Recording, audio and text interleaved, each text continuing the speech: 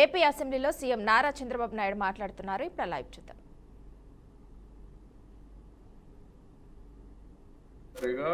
పెట్టిన అభ్యర్థుల్లో 94% గెలిపించారంటే అది నా మీద పవన్ కళ్యాణ్ గారి పైన బీజేపీ పైన విశ్వాసం అధ్యక్ష నరేంద్ర మోడీ గారి పైన ఆ నమ్మకమే ముందు నడిపించింది. అయితే అధ్యక్ష ఈ 20 నెలలు మీరు చూశారు. అటు కేంద్రంలో ఉండే ప్రభుత్వం కానీ ఇటు రాష్ట్రంలో ఉండే ప్రభుత్వం కానీ 2 ఎన్డీఏ ప్రభుత్వాలు సఖ్యతతో పనిచేస్తున్నాం. ఆ రోజు కానీ బీజేపీ కేంద్రంలో ఉండి ఈరోజు ఎన్డీఏ లేకపోతే రాష్ట్ర ఆర్థిక పరిస్థితి అగమ్యగోచరంగా ఉన్న సందర్భంలో చాలా ఇబ్బందులు వచ్చేటివి. నేను 4వ సారి ముఖ్యమంత్రి. నా జీవితంలో ఇలాంటి వారసత్వమైన ఆర్థిక వ్యవస్థ ఎప్పుడూ రాలేదు. మేము చాలాసార్లు మాట్లాడుకున్నప్పుడు ఎంతోమంది అన్నారు నాతో, మీరు ముఖ్యమంత్రి అవుతారు, అయిన తర్వాత మీరు ఏం చేస్తారని అడిగారు. నేను ఒకే మాట చెప్పాను, నేను ముఖ్యమంత్రి కావడమే కాదు, మేము ముగ్గురం కలిసి ఒక బాధ్యత తీసుకుంటున్నాం. ఈ రాష్ట్రాన్ని గట్టెక్కించే బాధ్యత మా భుజస్కంధాలపైన పెట్టుకొని పోరాడతాం, న్యాయం చేస్తాం, సాధిస్తామని ఆ రోజు చెప్పాను. దాని ప్రకారం ముందుకు పోతున్నాం. ఈరోజు ఇక్కడికి వచ్చినప్పుడు దిశ ఒక ప్రోగ్రెసివ్ బడ్జెట్ 3,32,000 పెట్టారు. నాకు అనునిత్యం నాకు కానీ పవన్ కళ్యాణ్ గారు కానీ మీరు చూసినప్పుడు 20 నెలల అధ్యక్ష బీజేపీ నాయకులు అందరం 3 పార్టీలు ఎలాంటి విభేదాలు లేకుండా సమన్వయంగా సమైక్యంగా ముందుకు పోతున్నాం. కాబట్టి ఈరోజు అనుకున్న ప్రగతిని సాధించగలిగాం. ఇక్కడ ఇంకొక విషయం కూడా అధ్యక్ష మనందరం గుర్తుపెట్టుకోవాలి. ఈరోజు ప్రధాన ప్రతిపక్షం, నేను అపోజిషన్ అని చెప్పడం లేదు, ఒక నిన్నటి వరకు అధికారంలో ఉన్నారు, 11 సీట్లు గెలిపించారు. 11 సీట్లు గెలిపిస్తే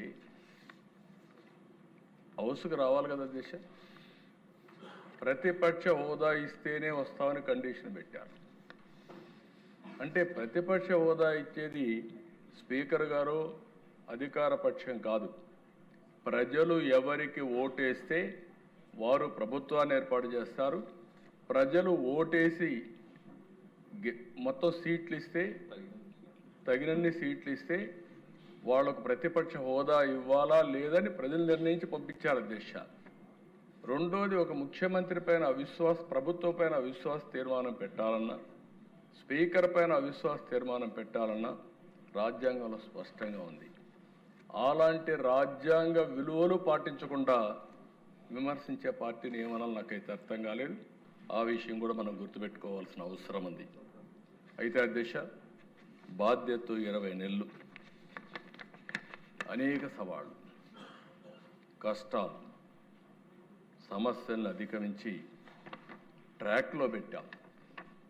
నేనేదో అన్నీ సాధించేసామని చెప్పడం లేదు, కానీ ఆ రోజు ఒక మాట చెప్పాం, సూపర్ 6 ఇస్తామని చెప్పాం. ఎన్ని ఇబ్బందులున్నా సూపర్ హిట్ చేశామని మరొక్కసారి మీ అందరికీ విజ్ఞప్తి చేస్తున్నాం. ఇంకొక పక్కన అధ్యక్ష విధ్వంసం నుంచి వికాసం వైపు నడిపిస్తున్నాం. సంక్షోభం నుంచి సంక్షేమం వైపు 9,72,000 కోట్ల రూపాయల అప్పుల భారం. వ్యవస్థలు ఒకటి కాదు అధ్యక్ష, అన్ని వ్యవస్థలు ఇబ్బంది పడే పరిస్థితి వచ్చాయి, విధ్వంసం అయ్యే పరిస్థితి వచ్చింది. ఇంకొక పక్కన అధ్యక్ష ఈరోజు మీరు ఒకసారి చూసినప్పుడు ఆ రోజు జరిగినటువంటి విధ్వంసాన్ని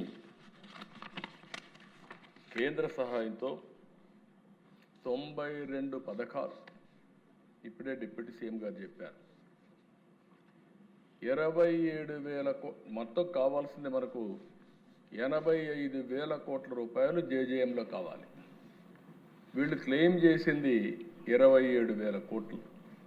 అది కూడా స్టాండ్ అలోన్ పెట్టారు.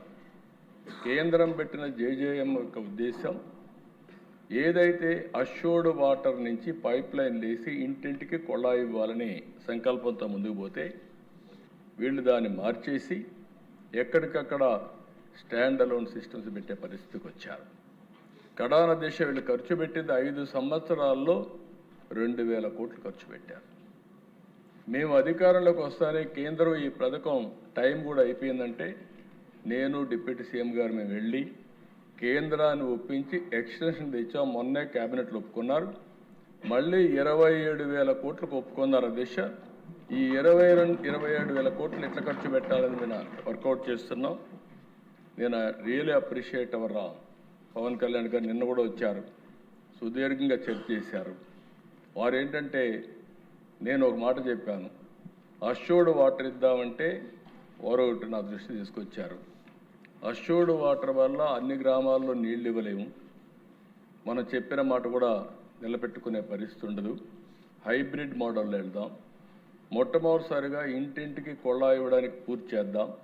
రాబోయే రోజుల్లో మళ్ళీ అక్కడి నుంచి మనకి ఎప్పుడు వెసులుబాటు వస్తే అప్పుడు అష్యూర్డ్ వాటర్కి కనెక్ట్ చేద్దామని చెప్పారు. దాని ప్రకారం ప్లాన్ తయారు చేస్తున్నారు. దానికి మనస్ఫూర్తిగా అభినందిస్తున్నానని చెప్పి కూడా నేను తెలియజేస్తున్నాను.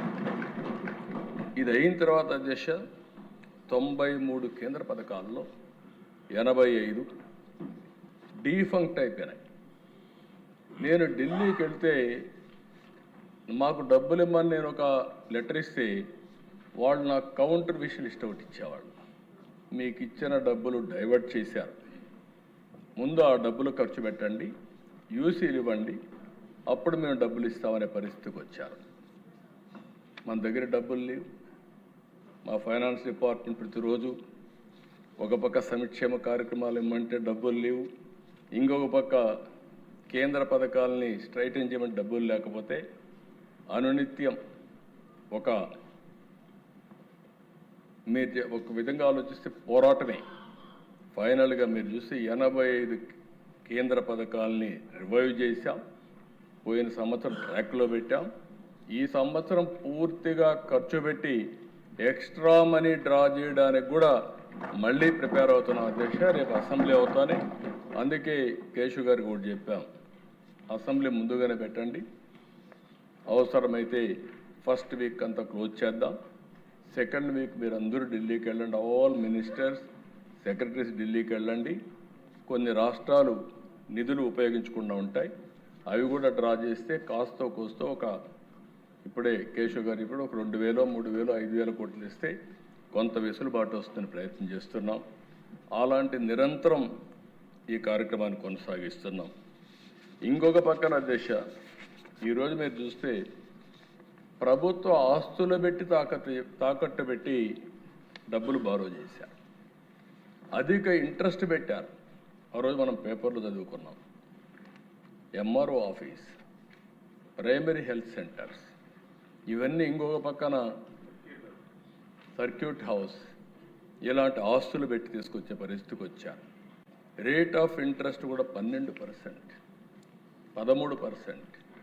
ఇష్టానుసారంగా ఎప్పుడైతే డబ్బులు కట్టరు అనే నమ్మకం లేనప్పుడు, క్రెడిబిలిటీ లేనప్పుడు ఎక్కువ ఇంట్రెస్ట్ పెట్టే పరిస్థితి వస్తుంది. అలాంటి ఇంట్రెస్ట్ కూడా పెంచి తీసుకొచ్చారు. ఈరోజు అధ్యక్ష మళ్ళీ కేంద్ర సహకారంతో కేంద్ర మంత్రి గారు కూడా పూర్తిగా సహకరిస్తున్నారు, ఫైనాన్స్ మినిస్టర్ గారు. ఇప్పటికే 43,295 కోట్ల రూపాయలు రీషెడ్యూల్ చేయించాం. దీనివల్ల 327 కోట్ల సంవత్సరానికి బెనిఫిట్ వస్తుంది. ఇది కాకుండా 1,20,000 కోట్ల రూపాయలు రీషెడ్యూల్ కోసం ప్రయత్నం చేస్తున్నాం. ఇది కూడా వస్తే 1,658 కోట్ల సంవత్సరానికి ఆర్థికంగా వెసులుబాటు వస్తుంది. దీనివల్ల కనీసం ఒక స్కీమ్ ఇవ్వడానికి అవకాశం ఉందని ముందుకు పోయే పరిస్థితిలో ఉన్నాం అధ్యక్ష. అంటే ఏ విధంగా ఒక్కొక్క స్కీమ్కి ఏ విధంగా ముందుకు పోతున్నాం, ముందుకు పోయే పరిస్థితికి వచ్చాం. పోలవరం అధ్యక్ష ఈరోజు గర్వంగా చెప్పగలుగుతున్నా, ఆ రోజు ఈరోజు పోలవరం ప్రాజెక్టు సాధ్యమైందంటే అది ఎన్డీఏతోనే సాధ్యమైంది.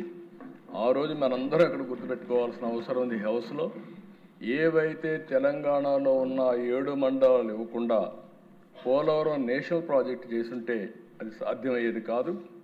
మొట్టమొదటిసారిగా మోడీ గారు ప్రధానమంత్రి అవుతానే పార్లమెంటు సమావేశాల కంటే ముందే 7 మండలాలు ఆంధ్రప్రదేశ్కి ఇవ్వడానికి ఆర్డినెన్స్ పాస్ చేసి తర్వాత సమావేశం పెట్టారు. ఆ 7 మండలాలు వచ్చాయి కాబట్టి పోలవరం మనం ప్రారంభించుకునే పరిస్థితికి వచ్చాం. ఇంకొక పక్కన పోలవరంలో ఆ రోజు మనం చూస్తే ఒక వ్యక్తి స్వార్థంతో ఒక ప్రాజెక్టును కూడా ఏ విధంగా ధ్వంసం చేస్తారో మనం చూసాం.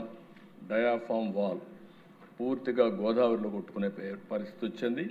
నిర్లక్ష్యం, స్వార్థంతో ఈరోజు ఈ హౌస్లోని హామీ ఇస్తున్నా, మళ్ళీ రాబోయే సంవత్సరం గోదావరి పుష్కరాల కంటే ముందే పోలవరాన్ని పూర్తి చేసి జాతికి అంకితం చేసే బాధ్యత ప్రభుత్వం తీసుకుంటామని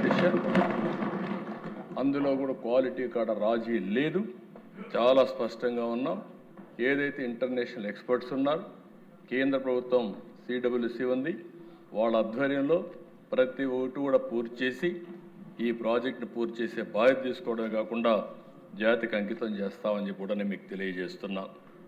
అమరావతి కేంద్ర సహకారంతో ఈరోజు ట్రాక్లో పెట్టాం. 3 ఏళ్లలో ఒక ఇది వస్తుంది. నెక్స్ట్ సెషన్కంతా ఎమ్మెల్యేలు కూడా మీ క్వార్టర్స్లో మీరు ఉండే వెసులుబాటు వస్తుంది, ఇక్కడే ఉంటారు.